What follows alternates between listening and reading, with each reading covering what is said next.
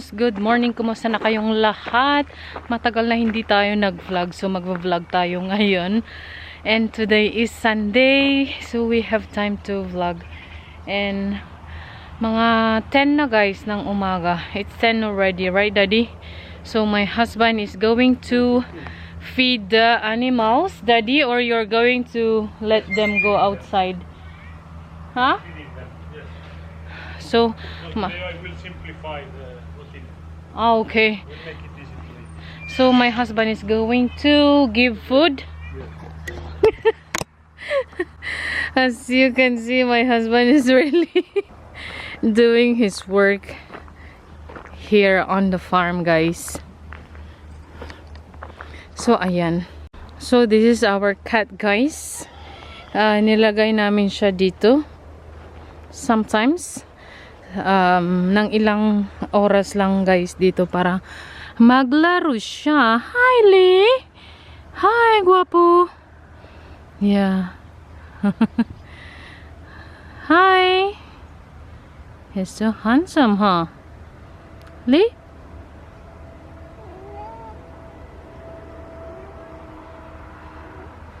Nakatali siya guys kasi ayaw naming lumabas. Kasi we live between the two roads. Ang mga pusa kasi guys, umaalis sila. Yeah, so malapit lang kami. 150 away lang kami guys sa kabilang road. Tapos sa kabila naman is also maybe 200 or 150 as well meters. So ayaw naming mamatay ito. Ayun, he's so cute. Ah! He's trying to catch yung insekto. Ayaw naming mamatay kaya ganyan guys. Ang ginagawa namin, nilalabas namin siya every day, morning and evening. Tapos nasa loob siya ng bahay or sa garage namin, and he takes care of our cars. Kasi marami kasing dito guys, rats. Kaya yung sasakyan namin dati nakapark dito sa labas kasi nga nakakatamad mag park in and out, open the door, 'di ba? So na-discover namin na kinakain pala ng mga rats yung wires ng sasakyan. So ayun, ang laki ng binayaran namin sa namin guys, sa bill namin sa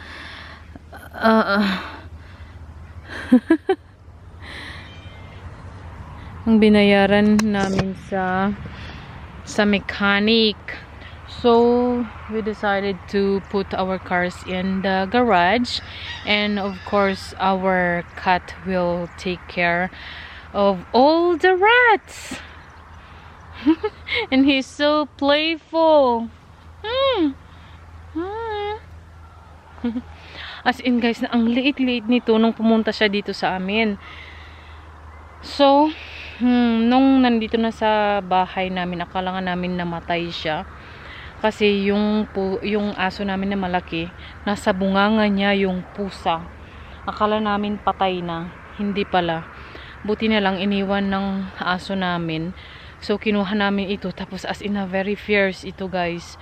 Noon kasi nga para self-defense, 'di ba? Ganun naman talaga feeling niya. Kasi ito guys, wild or anak ng parang sa kanto-kanto lang siya. Pero napunta siya dito. So sabi ng asawa ko, kung iwan natin siya, kung ilagay natin siya outside the fence of our property, sabi niya na mamamatay daw ito kasi nga maraming mga sasakyan. So ayun, we decided to keep this cat. So ayan, malaki na siya.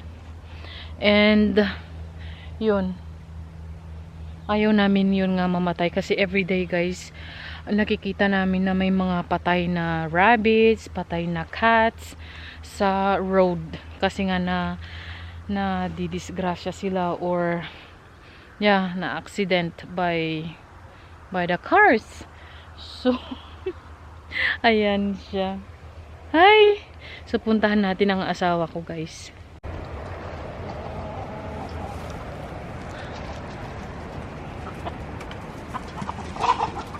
Busog na busog ang mga ang mga ito.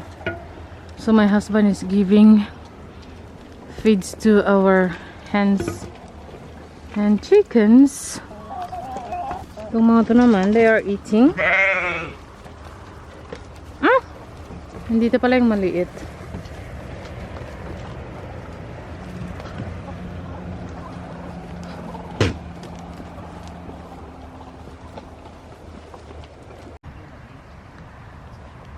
Why you mean the weather difference? Alright guys, so ito yung mga maliliit. Tapos, may mga nakuha pa ako guys na naiwan. Ayan. So, I'm drying them. So, kumuha ako ng mga ilan para gagamitin natin. Nandito din guys yung mga naani natin. So, parang konti lang talaga ang naani natin this year. Kasi nga dahil sa malls guys. So, ang iniisip ko ay I will cut itong mga ito guys. And then, we will keep these onions. Kasi naaarawan siya dito outside. Bless me. Naarawan siya dito outside. At saka, para siyang soft na or something. Kaya, I prefer to maybe cut and keep them doon guys sa ating ito. Yeah. As you can see na okay naman siya dito. Yeah, para hindi sila maarawan.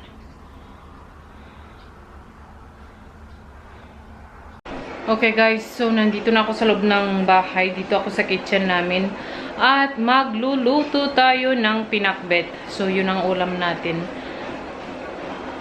Nung isang araw guys, pumunta kami sa bahay ng aking friend sa Barcelona, sa Ruby.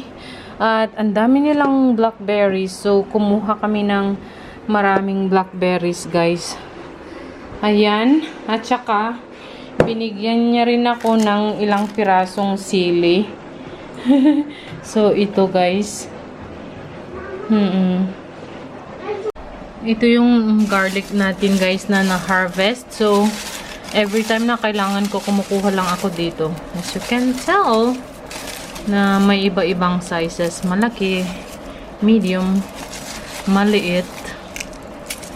So, ito din guys yung ating onions.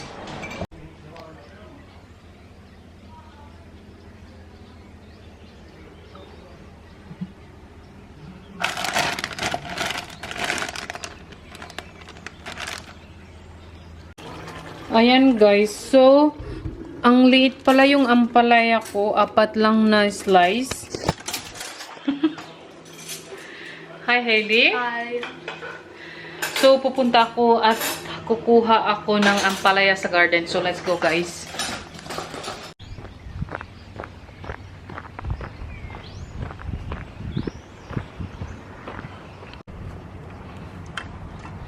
Ito yung garden ko, beautiful people.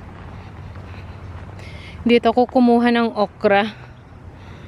Tapos yung ano natin, my gosh, kinain na guys ng ibon o daga. Tapos ito din, nag-start na nilang kainin. Sayang no? Ang laki pa naman. Yeah. So kinakain na nila. Pero meron pa ako dito. Let's see kung kinain na rin nila. Hindi pa. Okay, so meron ako dito.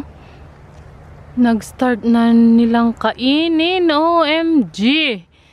Wala na naman akong ma-harvest na sunflower. Grabe. So, ito yung ating mga zinnias. They started to dry kasi 2 araw na hindi ko sila na ano guys, na water. Kasi puro ako pasyal. So, ito yung ano natin, ampalaya. So, let's get this ampalaya. Ooh, may bunga na rin ang ating sili.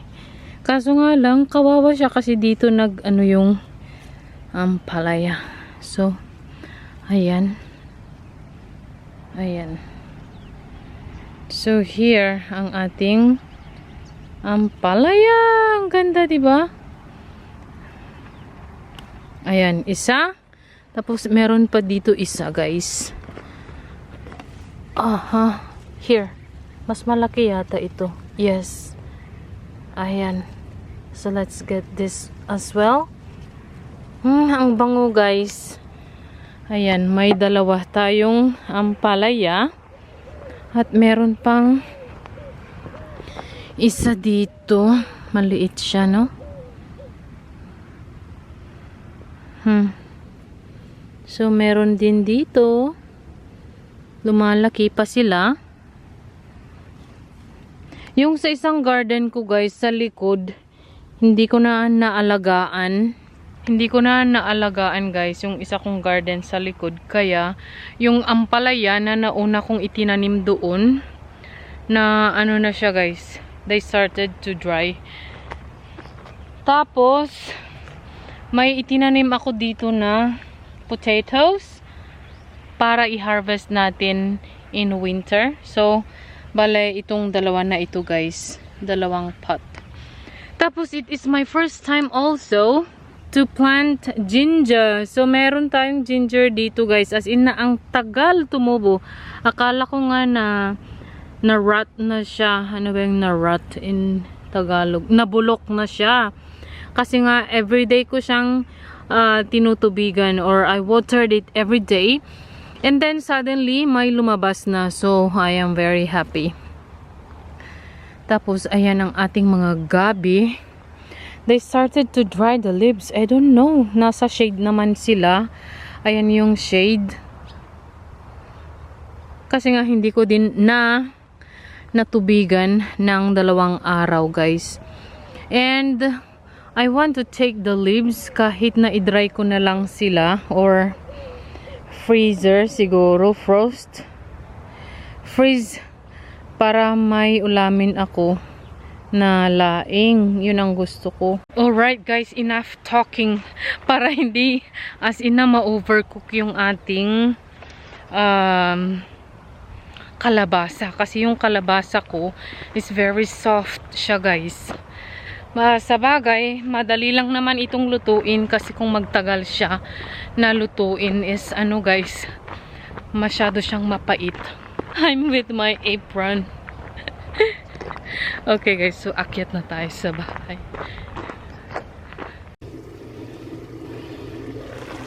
Ayan. So, linisan ko muna ito, guys. At ilagay natin.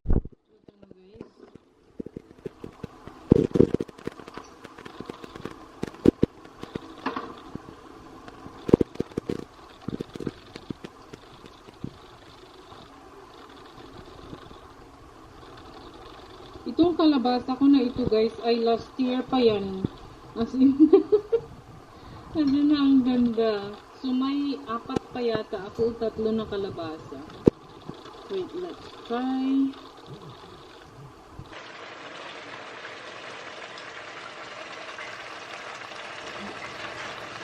Sorry. Ang sarap, guys, ang sarap. Okay, guys, so lagyan natin ng kunting tubig lang kasi yung asawa ko at ako we love the caldo, guys, or yung as in na sabaw. Yeah. Ang sarap kasi ihalo sa rice na mainit. Kaya yan. Yung isda katatanggal ko lang, guys, sa freezer namin. Tapos ano ko pa siya, anong tawag nito, iprito ko pa siya, guys. So, at ito naman ang 3 na hindi maanghang na sili. Ayan, masarap kasi. Parang kunti lang talaga yung sabaw niya, guys. Kasi mauubos kasi namin ng asawa ko. O siguro okay lang ito. Hindi pa na-pop yung kamatis. Ayan, pinap ko na siya. Kung ayaw ng mga bata, this one, they're going to eat the chicken, guys. Nagluto ako ng chicken kahapon. So, yun ang kainin nila kung ayaw nila ito. So, luto na guys. Hinangaw ko na siya sa, sa apoy. So, itong isda natin, medyo malambot na yung iba, pero yung iba hindi pa guys. So, hintay muna tayo. Okay guys, so i-refill natin ang ating oil canister. So, paubos na rin kasi itong maliit. So, anuhin natin guys. I-refill natin. This is my olive oil, extra virgin olive oil. Guys, na 5 liters. So, yun ang always namin ginagamit.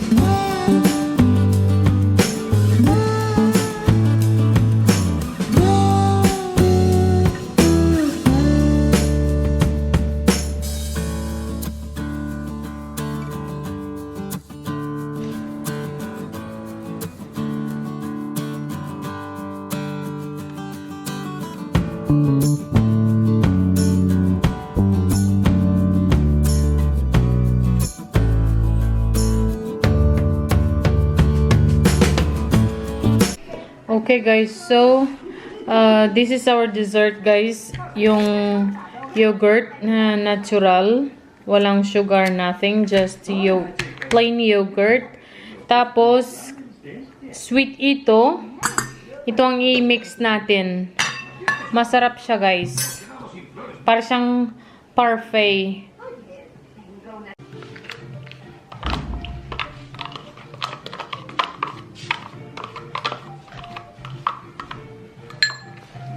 Sim?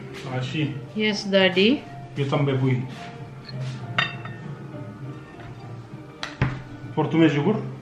No, I I have tu? here. This is yours, Daddy. Ah, vale. S'ha acabat tot, la gota? Si no, no anem enlloc, Pots buscar alguna cosa que sigui més per tots, la gota? Espera.